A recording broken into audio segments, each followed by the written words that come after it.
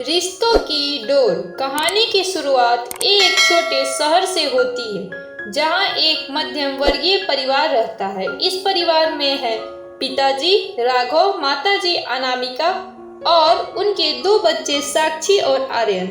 राघव एक सरकारी कर्मचारी है और अनामिका एक गृहिणी।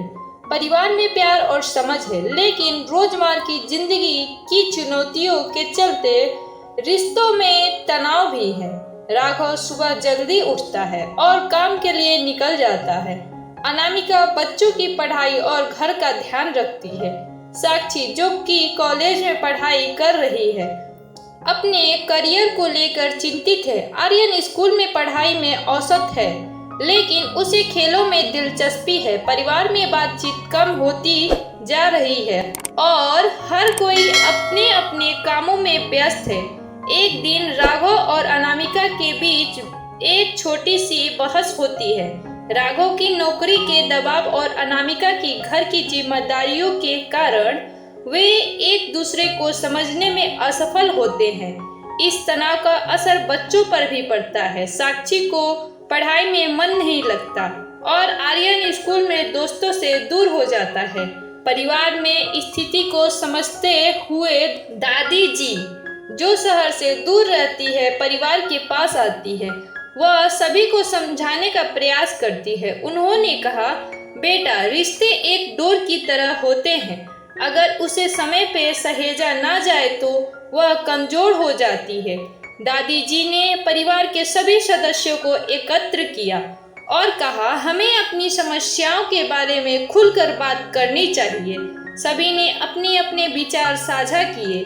राघव ने बताया कि उसे नौकरी के दबाव के कारण तनाव होता है, जबकि अनामिका ने कहा कि घर के कामों में अकेलापन का अनुभव होता है। साक्षी और आर्यन ने भी अपनी भावनाएं साझा की। साक्षी ने कहा, मुझे अपने परिवार और समर्थन की जरूरत है। आर्यन ने कहा, मैं चाहता हूँ कि हम सब एक साथ समय बिताएं। यह सुनकर दादी जी ने कहा, तुम्हारे रिश्ते को और मजबूत बनाने के लिए हमें एकजुट होकर काम करना होगा। दादी जी ने सभी को एक साथ मिलकर एक सप्ताहांत की योजना बनाने का सुझाव दिया।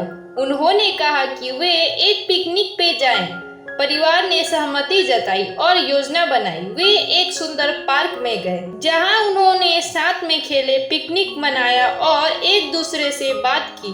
पिकनिक के दौरान सभी ने एक दूसरे के साथ खुलकर बात की। राघव और अनामिका ने अपने मतभेदों को भुलाकर एक दूसरे का समर्थन किया। साक्षी और आर्यन ने अपने माता पिता के साथ समय बिताकर खुशी महसूस की। सभी ने समझा कि रिश्ते में बातचीत और समर्थन कितने महत्वपूर्ण हैं। कुछ दिनों बाद राघव को एक नई नौकरी के लिए इंटरव्यू देना था, लेकिन वह चिंतित था कि वह सफल होगा या नहीं। अनामिका ने उसे प्रोत्साहित किया और कहा, मैं तुम्हारे साथ हूँ, तुम कर सकते हो।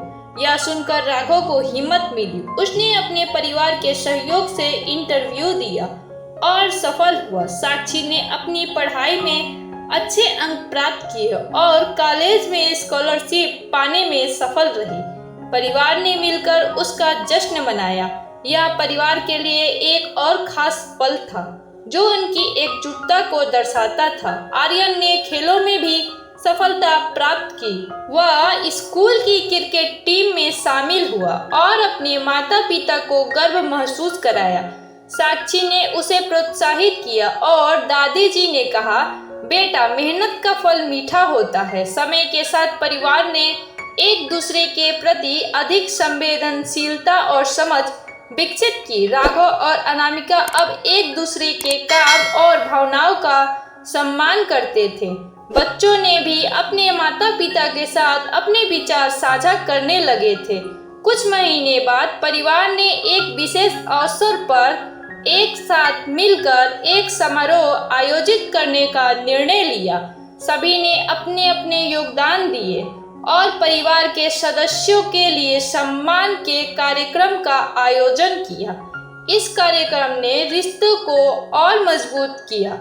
समारोह में दादी जी ने कहा, रिश्तों की डोर को मजबूत बनाए रखना हम सभी की जिम्मेदारी है। हमें एक दूसरे के साथ रहना चाहिए, चाहे कोई भी परिस्थिति हो। परिवार ने समझा कि रिश्ते एक निरंतर प्रयास है और एक दूसरे की मदद से ही वे मजबूत बन सकते हैं।